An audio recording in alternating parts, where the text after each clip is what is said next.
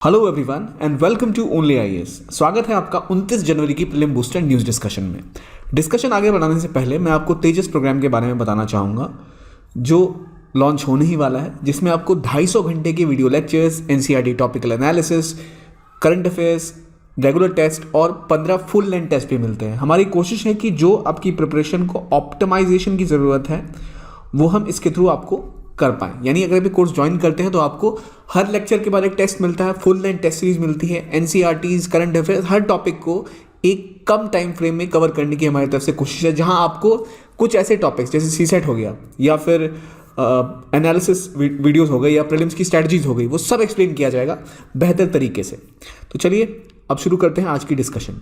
आज का पहला आर्टिकल कवर करता है करप्शन परसेप्शन इंडेक्स को।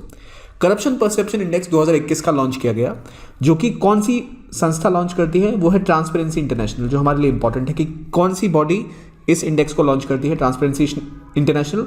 और इंडिया की रैंक जो इसमें दिखाई गई है वो 180 कंट्रीज में से दिखाई गई है, और आउट ऑफ 0 to 100 का एक स्केल है जिस पे रैंक किया जाता है, जिसमें 0 मतलब सबसे ज़्यादा करप्ट और 100 मतलब टोटली क्लीन। इसमें इंडिया की रैंक इस बार बढ़ के 85 हो गई है, जो पहले अराउंड 86 हुआ करती थी। तो एक रैंक की इंप्रूवमेंट देखी गई है। और इसमें जो most cleanest countries in the world है वो डेनमार्क, फिनलैंड और न्यूजीलैंड है, जिनका स्कोर 88 है, और इंडिया हमारी 85 पर है, जो एक स्थान की इंप्रूवमेंट जिनमें हुई है। खास बात ये कि जो करप्शन इंडेक्स होता है, इसमें कैसे जो ये परसेप्शन की बात कर रहा है, ये डिसाइड कैसे होता है। तो ये डिसाइड होता है कि आप पब्लिक सेक्टर में लोगों के एक्सपर्ट से और बिजनेस में जो लोग संलिप्त हैं उनसे पूछते हैं कि भाई आपका क्या परसेप्शन है। तो ये करप्शन के परसेप्शन की बात करता है। तो इसमें भारत की रैंक 85 है इस साल, जो पिछले साल 86 थी। इंपॉर्टेंट ये है कि कौन सी बॉडी इसको पब्लिश करती है और इंडिया की रैंक क्या थी, ठीक है। और ये जो नॉन गवर्नमेंटल ऑर्गेनाइजेशन है, ये असल में जर्मनी बेस्ड है, और जो ग्लोबल करप्शन है उसको कंट्रोल करने के ऊपर काम करती है। इसके अलावा जो इनके दो और इंपॉर्टेंट पब्लिकेशन हैं करप्शन के ऊपर, वो है ग्लोबल करप्शन बैरोमीटर और करप्शन परसेप्शन इंडेक्स। तो ये तो हमने डिस्कस कर ही लिया, करप्शन परसेप्शन इंडेक्स। और जब ग्लोबल करप्शन बैरोमीटर पे कोई रिपोर्ट आएगी तो वो भी कवर किया जाएगा। कौन सी बॉडी? ट्रांसपेरेंसी इंटरनेशनल, जो कि जर्मनी बेस्ड है। अगला टॉपिक है टीपू सुल्तान के बारे में। ये हाल ही में एक कंट्रोवर्सी में इनका नाम फिर आया, जिनमें कि एक प्लेग्राउंड का नाम मुंबई में टीपू सुल्तान के नाम के ऊपर रखा गया, जिसपे विरोध प्रदर्शन कुछ रीजनल पार्टी के द्वारा किया। अब सवाल यह है कि क्या रोल रहा टीपू सुल्तान का इंडियन हिस्ट्री में, और अगर आप मॉडर्न हिस्ट्री पढ़ें या मेडिवल हिस्ट्री पढ़ें, उसमें बड़ा इंपॉर्टेंट रोल है टीपू सुल्तान का। और टीपू सुल्तान का जन्म 1750 में हुआ। इनके फादर हैदर अली थे, जो खुद एक बड़े वॉरियर थे इस रीजन के, और ब्रिटिशर्स के खिलाफ काफ़ी लड़ाइयाँ उन्होंने लड़ी थी। तो टीपू सुल्तान और इनके फादर का जो एम्पायर था वो मैसूर के आसपास था, जिसमें श्रीरंगपट्टम इनकी राजधानी हुआ करती थी। तो कहा जाता है कि कई एरियाज़ में इन्होंने काफ़ी काम किया, और टाइगर ऑफ मैसूर के नाम से मशहूर हैं। काम in terms of rocket technology और मॉडर्नाइजेशन ऑफ मिलिट्री के बारे में कहा जाता है, क्योंकि फ्रांस के साथ मिलकर इन्होंने अपनी मिलिट्री को काफ़ी मॉडर्नाइज किया था। तो इनके बारे में कहा जाता है कि एजुकेटेड थे, फ्लुएंट थे अरबियन, पर्शियन, कन्नड़ीज और उर्दू में। और स्पेसिफिकली जो रोल है टीपू सुल्तान का, वो एंग्लो मैसूर वॉर्स के परसेप्शन में देखा जाता है। पहले एंग्लो मैसूर वॉर जो 1767 में हुआ था, तब इनकी उम्र केवल 17 साल थी, और ये चौथे एंग्लो मैसूर वॉर तक उनके साथ लड़े थे, और इन्हीं में इनकी मृत्यु हो गई थी। तो इन्होंने 4 बार अंग्रेजों के खिलाफ लड़ाई लड़ी। और इनकी खास बात है क्या, इन्होंने अपनी आर्मी को मॉडर्नाइज किया, और इसके अलावा चाहे वो रॉकेट टेक्नोलॉजी हो उस पर फोकस किया, लैंड रेवेन्यू सिस्टम को इंप्रूव किया, एग्रीकल्चर को मॉडर्नाइज किया, टैक्स ब्रेक्स दिए थे, इरिगेशन स्ट्रक्चर्स पे काम किया था, और एक नेवी बनाने की कोशिश की थी ताकि ट्रेड को ये बढ़ावा दे पाएं। इससे पहले मुगल्स भी नेवी को उतना ज़्यादा फोकस नहीं करते थे। टीपू सुल्तान इकलौते ऐसे राजा थे इस रीजन में जो स्ट्रांग थे, जिन्होंने नेवी पे इन्वेस्ट किया था उस पॉइंट ऑफ टाइम के ऊपर में। तो ये अपने आप को जैकोबिन क्लब का एक मेंबर भी मानते थे, और खुद को सिटीजन टीपू भी कहते थे। यहाँ तक कि जो सेरिंगपट्टम है वहाँ पर इन्होंने ट्री ऑफ लिबर्टी को भी प्लांट किया था। तो ये चीज़ें हो गई टीपू सुल्तान के बारे में, और मैं उम्मीद करता हूँ कि आपने मॉडर्न हिस्ट्री में और डिटेल में इसको पढ़ा होगा। अगला टॉपिक है इंडिया सेंट्रल एशिया समिट के बारे में।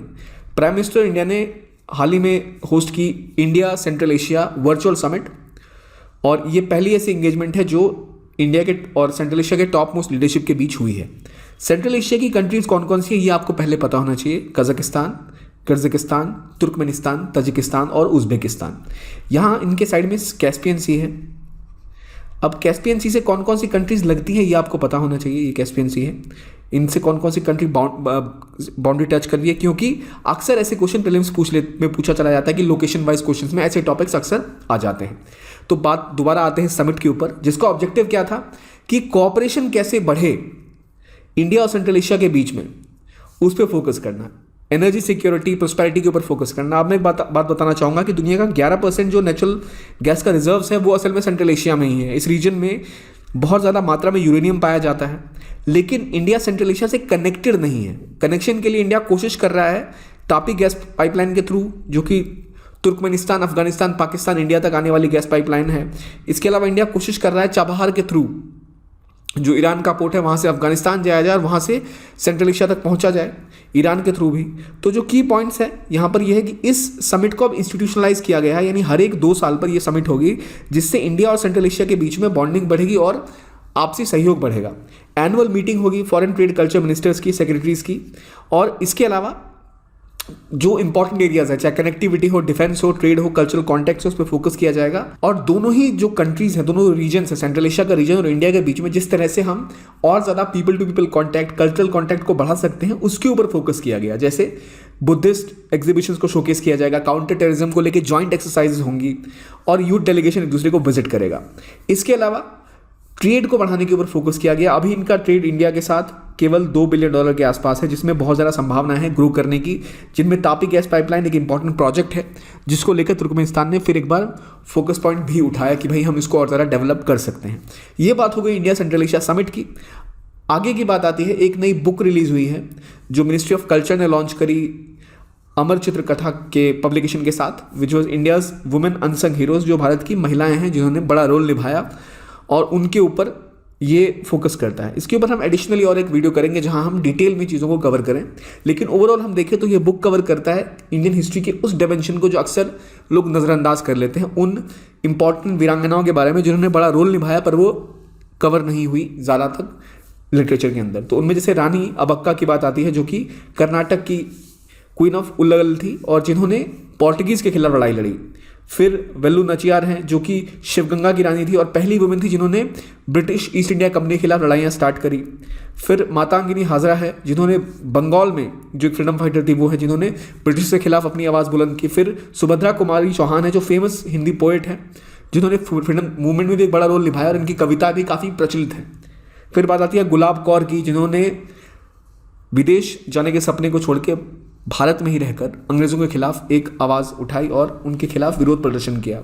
फिर चकल्ली इलम्मा हैं, जो कि तेलंगाना रिबिलियन में बड़ा रोल उन्होंने निभाया था। फिर दुर्गावती देवी है, जिन्होंने भगत सिंह को एक न सिर्फ शरण दी थी बल्कि उनको बचाया था जब उन्होंने जॉन सैंडर्स की हत्या की थी उसके बाद, और बड़ा इनका इंपॉर्टेंट रोल माना जाता है इंडिया के रेवोल्यूशनरी जो थे उनके सर्कल्स में, जो दुर्गावती देवी। फिर सुचित्रा कृपलानी की बात आती है, जो भारत की पहली महिला चीफ मिनिस्टर थी, महिला चीफ मिनिस्टर जो उत्तर प्रदेश की बनी थी।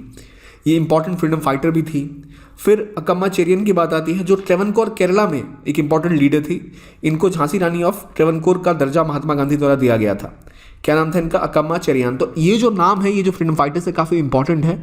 इनमें डिटेल में भी कवरेज की जाएगी। अभी हम इनिशियली करंट अफेयर्स में जो टॉपिक है उसको देख रहे हैं, आपको डेप्थ में भी इसको कवर करवाया जाएगा। इसके अलावा अरना आसिफ अली, जिन्होंने नेशनल फ्लैग होइस्ट किया था मुंबई में, क्विट इंडिया मूवमेंट में बड़ा रोल था इनका। फिर दुर्गाबाई देशमुख, जिन्होंने आंध्र प्रदेश में काफ़ी काम किया महिला उत्थान में और एक इंपॉर्टेंट फ्रीडम फाइटर भी थी, मेंबर भी थी कॉन्स्टिट्यूएंट असेंबली की। रानी गदनलियू, जो कि नागा स्पिरिचुअल लीडर थी, पॉलिटिकल लीडर थी, और इन्होंने एक आर्म्ड स्ट्रगल किया था ब्रिटिशर्स के खिलाफ मणिपुर, नागालैंड और असम में। फिर उषा मेहता, जो कि क्विट इंडिया मूवमेंट में इन्होंने एक रेडियो स्टेशन तो ऑर्गेनाइज किया था अंडरग्राउंड, जो कि क्विट इंडिया मूवमेंट को और बढ़ावा देने में काम कर रहा था। इसके बाद परबती गिरी है, जो कि उड़ीसा की एक प्रोमिनेंट वुमेन फ्रीडम फाइटर थी। इनको mother Teresa of western Orissa भी कहा जाता है। फिर तारकेश्वरी सिन्हा है, जिन्होंने क्विट इंडिया मूवमेंट में बड़ा रोल निभाया। उसके बाद एक बड़ी इमिनेंट पॉलिटिशियन भी बनी। फिर स्नेहलता वर्मा है। स्नेहलता वर्मा ने राजस्थान के क्षेत्र में मेवाड़ में काफ़ी कार्य किया था as a freedom struggler, freedom fighter और as a worker to educate women. फिर तिल्लेश्वरी बरुआ है, जिनको केवल 12 साल की उम्र में ब्रिटिशर्स द्वारा मार दिया गया था, जो कि इंडिया की सबसे कम उम्र की शहीदों में से एक गिनी जाती हैं। क्विट इंडिया मूवमेंट के दौरान इन्होंने काम किया था। इंडियन ट्राइकलर की कोशिश थी इनकी कि वहाँ की पुलिस स्टेशन के ऊपर इसको फहराया जाए। तो ये थी तिल्लेश्वरी बरुआ। इसके बाद बात आती है जलकरी बाई की, जो कि एक सोल्जर थी जिन्होंने झांसी की रानी को बहुत ज़्यादा, जो लक्ष्मीबाई थी उनको काफ़ी, उनकी इंपॉर्टेंट सहयोगी में से एक थी, एक एडवाइज़र थी उनको। और पहला जो वॉर ऑफ इंडिपेंडेंस था 1857 में बड़ा रोल रहा था झलकारी बाई का, तो इनको आप याद कर सकते हैं लक्ष्मीबाई के साथ एसोसिएट करके। फिर पद्मजा नायडू जो कि सरोजनी नायडू की बेटी थी, इन्होंने भी फ्रीडम फाइटर में बड़ा रोल निभाया था। बाद में एक गवर्नर बनी थी वेस्ट बंगाल की। फिर बिश्नोई देवी शाह की बात आती है, जिन्होंने उत्तराखंड में फ्रीडम स्ट्रगल को बढ़ावा दिया था। तो हमने देखा एक बहुत इंपॉर्टेंट लिस्ट है वुमेन फ्रीडम फाइटर्स की, जिन्होंने बड़ा रोल निभाया भारत के फ्रीडम स्ट्रगल में और इम्प्रूवमेंट में। तो इसके बारे में बुक पब्लिश हुई है, किसके द्वारा? मिनिस्ट्री ऑफ कल्चर के द्वारा, विद अमर चित्रकथा के साथ कोलैबोरेशन में। इसके बारे में हम डिटेल में एक और वीडियो करेंगे, जहां हम स्पेसिफिकली फोकस करेंगे इस टॉपिक के ऊपर।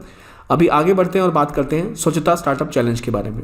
स्वच्छता स्टार्टअप चैलेंज इस बार असल में ministry of housing and urban affairs और DPIIT ने लॉन्च किया है। किसके सहयोग में? फ्रांस की एजेंसी के सहयोग में। और ये कोशिश करेगा कि जो ऐसे लोग हैं या ऐसे स्टार्टअप्स हैं जो क्लीननेस और इनोवेटिव स्टार्टअप बनाएं इस क्षेत्र में, सैनिटेशन क्लीननेस के क्षेत्र में, उनको सहयोग दिया जाए। इसमें होगा क्या? कोशिश ये की गई है कि स्वच्छ भारत अभियान में जो अर्बन कंपोनेंट है उस पर फोकस किया गया है कि कैसे सैनिटेशन को और ज़्यादा इम्प्रूव किया जाए। तो जो स्टार्टअप्स हैं, इनोवेटिव स्टार्टअप्स हैं, जो ऐसे स्टेप्स उठाएं या ऐसे कुछ ट्रांसफॉर्मेशनल चीज़ें कर पाएँ इस क्षेत्र में, उनको सहयोग देने के लिए ये किया गया है। इसमें स्टार्टअप मूवमेंट का इस्तेमाल किया जाएगा टू नज देम टुवर्ड्स एन एरिया जहाँ पर वो ऐसे कुछ इक्विपमेंट्स या ऐसे कुछ चीज़ें इनोवेट कर पाएँ जिससे कि सैनिटेशन और क्लीननेस की समस्या को सॉल्व किया जा सके। इसमें जो रजिस्टर्ड स्टार्टअप्स हैं इंडिया में, वो इसमें पार्ट ले सकते हैं।